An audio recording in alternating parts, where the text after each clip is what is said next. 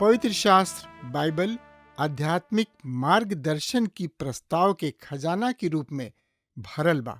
एकर उद्देश्य सगरी मानव की इतिहास में परमेश्वर का योजना और उनकरी उद्देश्य के प्रकट करेला। पौलुस कहलन, सगरी पवित्र शास्त्र परमेश्वर की प्रेरणा से रचल गईल और सिखावे, ताड़े, सुधारे और धर्म की शिक्षा खातिर उपयोगी हवे, ताकि जे केहू परमेश्वर का होखे उ कुशल से होखे और हर एगो भल काम जिंदगी खातिर सजल रहे। जिंदगी के राह कार्यक्रम का यह लक्ष्य है कि सगरी बातन में आप सबका दिशा निर्देश करी, मने रास्ता दिखावी। कृपा करके देखी, सुनी, ताकि परमेश्वर आपकी जिंदगी का मार्गदर्शक बन सके। यीशु का नाम सुखदाई, भजन करो भाई, ये जीवन दो दिन का। यीशु का नाम सुखदाई, भजन करो भाई, ये जीवन दो दिन का।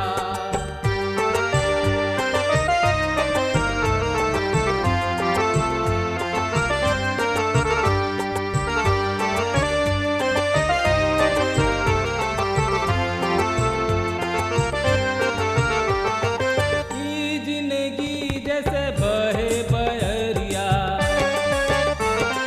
ई जिंदगी जैसे बहे बहरिया, ई नहीं माँ उड़ी जाई, भजन करो भाई, ये जीवन दो दिन का। यीशु का नाम सुखदाई, भजन करो भाई, ये जीवन दो दिन का।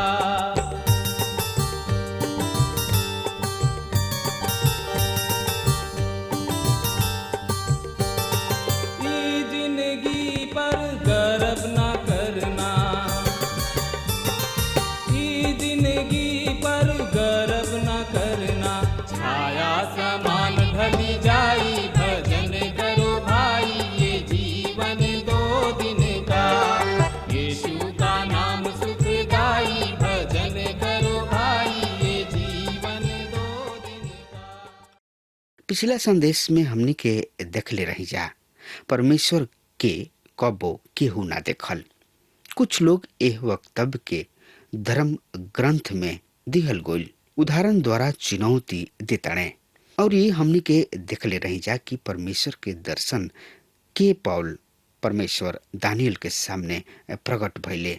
फिर भी यूहन्ना सुसमाचार में कहताड़े परमेश्वर के केहू ना देखल। पर यूहन्ना अपना वक्तव्य के यहाँ में खत्म नैखन करत। यूहन्ना 1 अध्याय के 18 में परमेश्वर की केहू कबहू ना देखल, इकलौता लइका जी बाप के गोदी में बाड़े उहे उनका के प्रकट कैलन। हाँ श्रोता मित्र भाई बहन, और हमनी के देखले रही जा परमेश्वर पुराना नियम में वड़ित लोगन के सामने प्रकट भइले। ओहनी लोग परमेश्वर के ना देखले, काहे कि परमेश्वर आत्मा हवे और यही रूप में हमनी के आराधना करी न जा।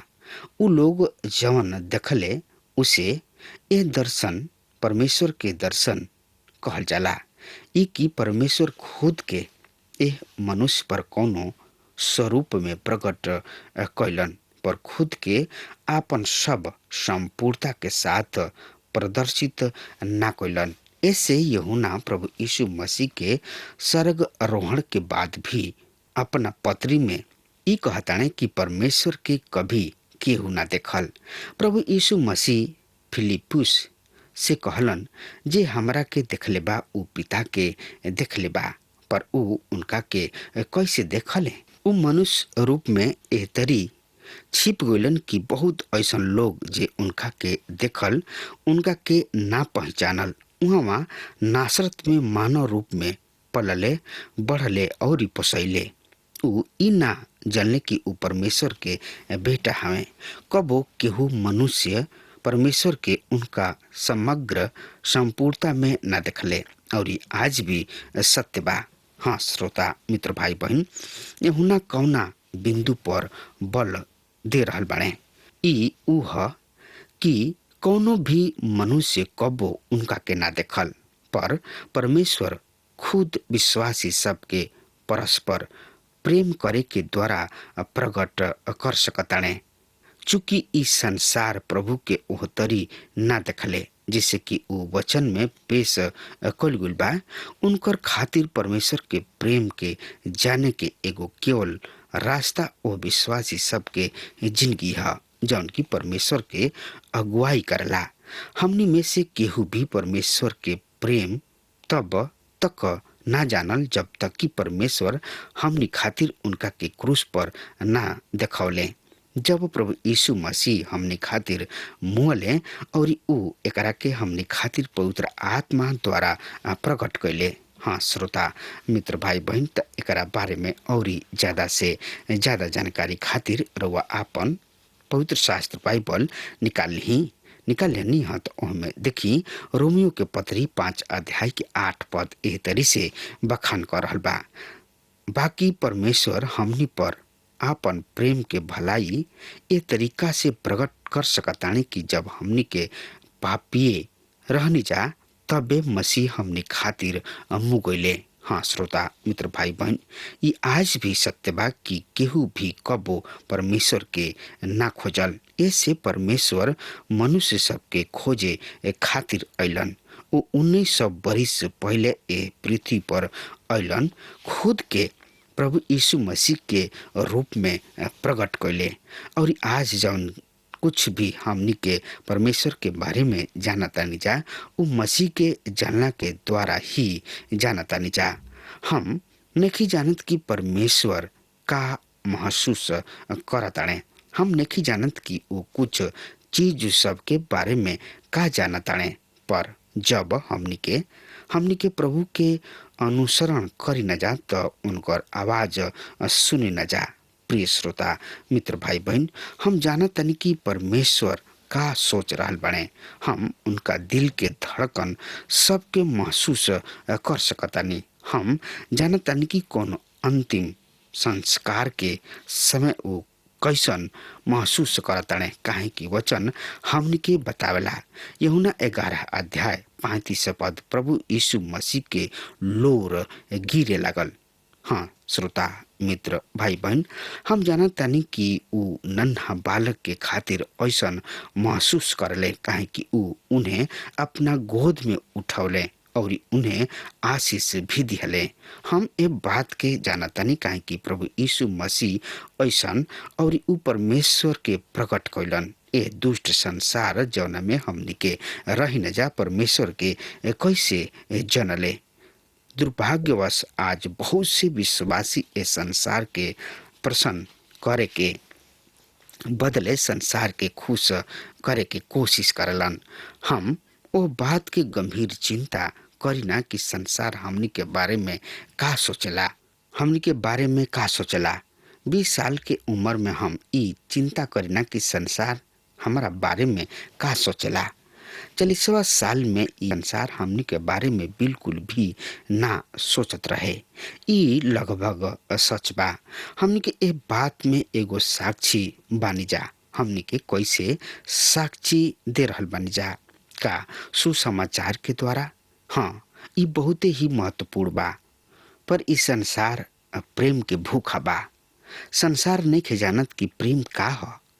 ओहनी लोग के खातिर प्रेम के परिभाषा वासना ह, पर ऊ परमेश्वर के प्रेम के नइखे लोग जानत। संसार नइखे जानत कि परमेश्वर कतना अद्भुत बाणे, पर ऊ हमनी में प्रकट कइल जा सकताणे और उनकर प्रेम हमनी में सिद्ध हो गइल बा। उनकर प्रेम हमनी में विकसित भइल बा। ई हमनी के अंदर एगो विकास बा। इस संसार ए प्रेम के नइखे देख पा रहल पर भी ई एकरा के बहुते सब महान विश्वासी सबके जिंदगी में देखले। पहला यूहन्ना 4 अध्याय के 13 पद एह तरी से बताल बा, ऐसे हमनी के जाने न जा कि हमनी के उनका में जिए नी जा और ऊ हमनी में, काहे कि ऊ हमनी के अपना आत्मा में से हमनियों के दिले बने। हाँ श्रोता मित्र भाई बहन, ई हमनी के अंदर केवल पवित्र आत्मा के द्वारा होला। ई मानवीय प्रेम न ह। हम और रउआ एकरा के उकसा नहीं जा सकत। गलतियों 5 अध्याय के 22 से 23 पद ए तरी से बता रहल बा, बाकी पवित्र आत्मा के फल प्रेम, आनंद, मेल मिलाप, धीरज, क्रिया, भलाई, विश्वास, नम्रता और संयम है। ऐसन ऐसन काम के विरोध में कौनो व्यवस्था नहीं है। हाँ श्रोता मित्र भाई बहन, ये सूची में शीर्ष पर बा। बहुतन के ऐसन विश्वास बा कि प्रेम फल है और दूसर अन्य चीज एकरे से पैदा भइल बा। अगर रउआ पहला कुरिन्थियों 13 पढ़ब त ये निष्कर्ष पर पहुंच जाए कि प्रेम से आनंद आवेला और इस शांति प्रेम से आवेला। यूहन्ना के पत्री में डॉक्टर आयरन साइड ओ घटना के देखताने जौन की चियांग काई शेक से संबंध रहे। जब वो चीन पर शासन करत रहन, हमनी के सबसे कुछ दिन पहले घटल चीन के राष्ट्रपति द्वारा धर्म परिवर्तन के घटना के देखले रही जा। हमनी के ई आशा करतन जा कि उनका दिल में सचमुच काम भइल होके, पर ई समय ही बताई कि ऐसन बा या ना। हम ई पढ़त रही कि कौना तरीके ऊ अपना मसीही मेहरारू जौन की उनका प्रभु के स्वीकार करे के बहुत पहले बचावल जा चुकल रही अइले और कहले, हम ये सब मसीही सबके समझ नहीं सकत। उनका साथ यहाँ बहुते ही घृणित व्यवहार कोइल जात रहल बा। उनका यहाँ चोरी होता, ऊ पीटल जाता ने, बहुत ऐसन तो मार डालल गुल बने। उन्हीं लोग के भयानक रूप से सतावल दुख दिहल जात रहल बा। फिर भी हम उन्हीं लोग में से केहू के भी बदले के कार्रवाई करत ना पौनी और उ लोग चीन के खातिर कोनो भी समय कुछ भी करे के तैयार रहत रहन। हम के लोगन के खातिर उ फिर भी करे के सदा तत्पर रहलन। हम उन्हें समझ ना पाइना। उनकर मेहरारू जवाब दिली, का रउआ जानतानी कि मसीहत के सार का ह? उ ऐसे एह तरी से कहलन काहे कि उ मसीही हवे। मित्र, आज आवश्यकता यह बात के बाकी अन्य जाति सब मसीही सब के जिंदगी में यह प्रेम के देख सके। ई उ शिक्षा है जौन की आज के दौर में निश्चित रूप से उपेक्षित बा। का ई उहे शिक्षा ना जौन की हमन के विश्वासी सब के आधारभूत रूप में दिहल जाला और जौन की सबसे अधिक महत्वपूर्ण बा। पीछे 14 पद में यूहन्ना 4 पद में कहताने, परमेश्वर के आत्मा हमनी में बनल रहला और परमेश्वर के आत्मा ये प्रेम के रुआ मन में पैदा कर सकता। रुआ एकरा के पैदा नहीं कर सकत। हम एकरा के पैदा नहीं कर सकत। हम ऐसन प्रेम नहीं कर सकत। हमनी के प्राकृतिक प्रवृत्ति के ई बाकी अगर केहू हमनी के मारे तो हमनियों के ओकरा के मारी जा। अगर हमनी में परमेश्वर के आत्मा बनल रहेला तो हमनी के ए तरीके प्रेम संसार पर प्रकट कर सकतानी जा। पहला यूहन्ना 4 अध्याय के 14 पद एह तरी से बता रहल बा, हमनी के उनका के देखले बानी जा और गवाही देतानी जा कि पिता अपना बेटा के दुनिया के उद्धार करे वाला बना के भेजले। हाँ श्रोता मित्र भाई बहन, ई सुसमाचार की गवाही है। इहे उ संदेश है जौना के हमनी के देवे के बा। इहे हमनी के प्रेम के उद्देश्य है। हम फिर एकरा के दोहरावे कहतानी कि मसीही प्रेम भावुकता ना ह, ई वासनात्मक ना ह, ई सामाजिक ना ह, ई ऊ ना ह जौन की रउआ कलिसिया के सामूहिक भोज में पावतानी। ई ऊ प्रेम ह जौन की तब खुद के प्रकट करता जब हमनी के मसीही के एह पापी सब में ले जाई न जा। यह ऊ तरीका ह जब हमनी के अपना प्रेम के प्रकट करी न जा। ए तरीके प्रेम के समझल कठिन बा।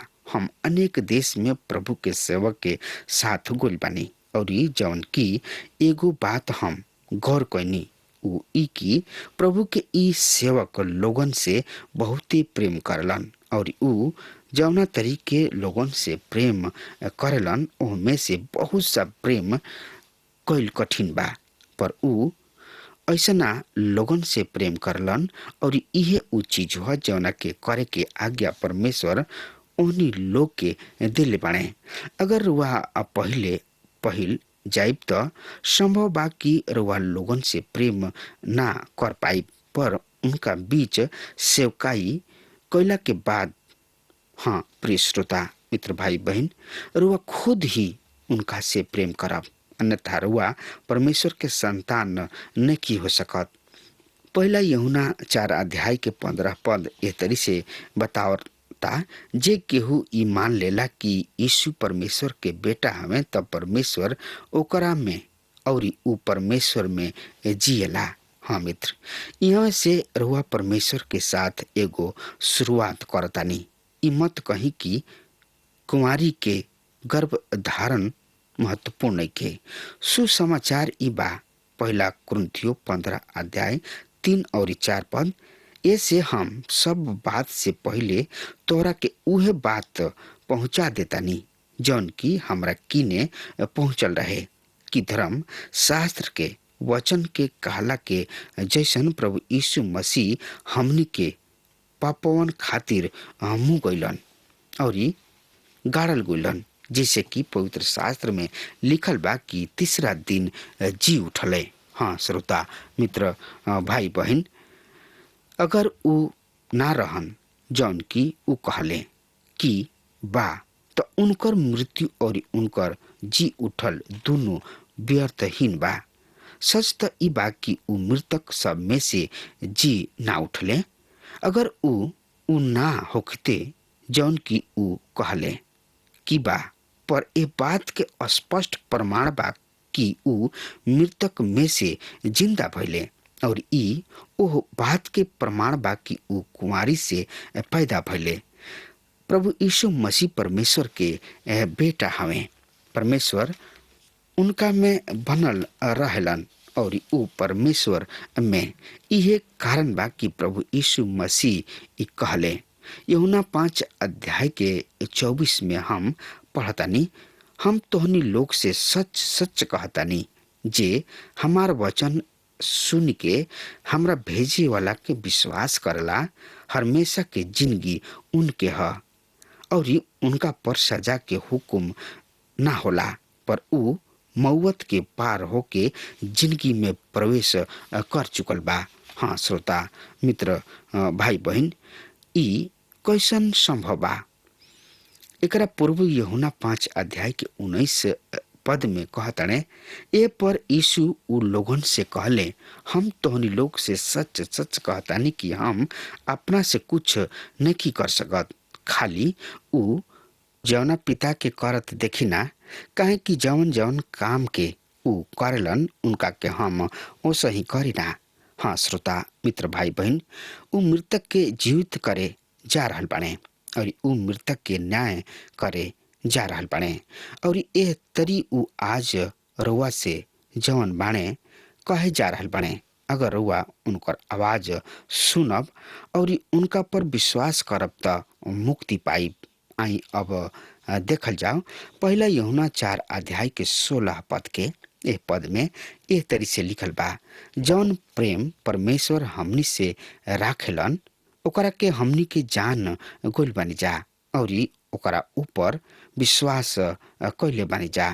परमेश्वर प्रेम हवे, जे प्रेम में बनल रहला और परमेश्वर ओकरा में। हाँ श्रोता मित्र भाई बहन, ये बहुते ही जटिल और एक साथ गुथल बा। रुआ नेकी कह सकत कि रुआ परमेश्वर से प्रेम करीना और रुआ परमेश्वर के संतान हई और रुआ भाई सब से घृणा करीना। हमनी के ए अध्याय में दूसरा हाली ई परिभाषा पावतान जा कि परमेश्वर प्रेम हमें। यूहन्ना 4:8 और 4 अध्याय 16 ई परिभाषा प्रदान करता कि परमेश्वर प्रेम हमें।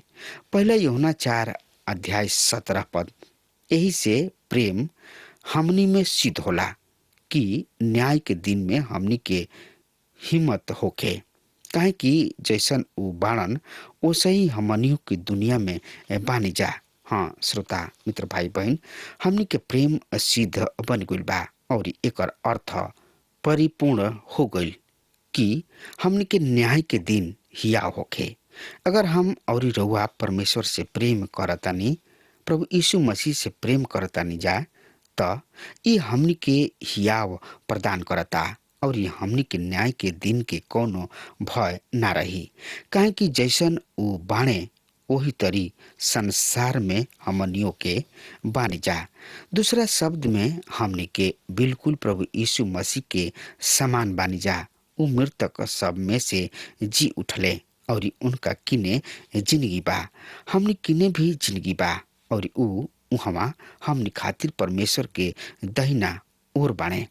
हमनी के मसीह में बनल बानी जा और ओ प्रिय सब हमनी के स्वीकार कर लिहले। हाँ श्रोता मित्र भाई बहन, पहला यूहन्ना 4 अध्याय 18 पद, प्रेम में डर ना होखेला, बाकी सिद्ध प्रेम डर के निकाल देला। काहे कि डर से तकलीफ होखेला। उ जे डेराला उ प्रेम में सिद्ध नइखे भइल। हाँ श्रोता मित्र भाई बहन, मनुष्य के दिल में भय से बढ़ के कुछ भी ना होला, पर परमेश्वर के संतान के आवे वाला न्याय से भयभीत होके के जरूरी नइखे। प्रभु यीशु मसीह मुँह के हमनी के सब शुद्ध मूर चुका देले। जे मुअल करला उ प्रेम में सिद्ध ना भइल। अगर रुआ भय से ग्रसित बानी त रुआ आपन मुक्ति के आनंद नहीं उठा सकत।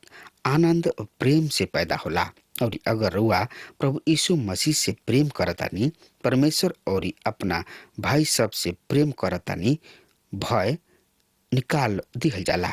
पहला यूहन्ना 4 अध्याय के 19 पद, हमनी के ए खातिर प्रेम करी न जा काहे कि उ पहिले हमनी से प्रेम कैलन। हाँ श्रोता मित्र भाई बहन, उ हमनी से सब प्रेम कैलन। जब हमनी के प्रेम के जोग ना रही जा, उ प्रेम के उत्कर्ष हमें, उ सियोग हमें, उ मेमना हमनी के सामने प्रेम समस्त निष्ठा और समस्त उपासना के जोग हमें। पहला यूहन्ना 4 अध्याय के 20 पद, यदि केहू कहे कि हम परमेश्वर से प्रेम करीना और अपना भाई से घृणा करला त उ झूठा ह। काहे कि जे अपना भाई से जेकरा के उ देखले बा उनका से प्रेम ना करला त उ परमेश्वर से जेके उ नखन देखले प्रेम ना कर सकेला। हाँ श्रोता मित्र भाई बहन, यूहन्ना कहतानी कि अगर रुआ कहतानी कि रुआ परमेश्वर से प्रेम करीना और अपना भाई से बेर राखतानी त रुआ झूठा बानी। आजकल एगो अनाप शनाप और धार्मिक पाखंड हमनी के मूलभूत कलिसिया सब में भी पावल जा रहल बा।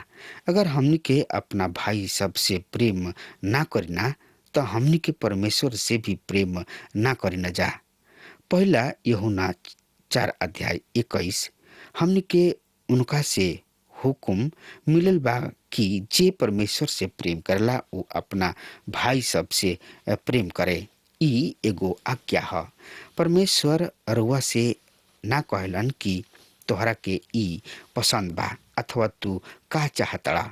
उ कहलन हम तोहरा के आज्ञा देतानी काहे कि हम तोहरा से प्रेम करीना और ई तोहरा प्रेम करे के बा। रुआ परमेश्वर के प्रति तब तक समर्पित नहीं हो सकत जब तक कि अपना जिंदगी में यह प्रेम के प्रदर्शित नहीं करत। आपन उपासना में एकरा के प्रदर्शित नहीं करत। हाँ श्रोता मित्र भाई बहन, अब हमार समय खत्म हो रहा बा। तब तक खातिर रुआ हमरा के आज्ञा दी। परमेश्वर रुआ के बहुते बहुते आशीष देस। आमीन। हमके विश्वास बा कि ई कार्यक्रम आप सब खातिर फायदेमंद सिद्ध भइल हुई। अगर आप सबके लगे बाइबल से चाहे आपकी निजी जिंदगी से कोनो सवाल होके चाहे कोनो समस्या खातिर प्रार्थना करावे चाहतनी तो हमारी फोन नंबर पर जरूर संपर्क करें और आज का दिन आप खातिर सुखद बने।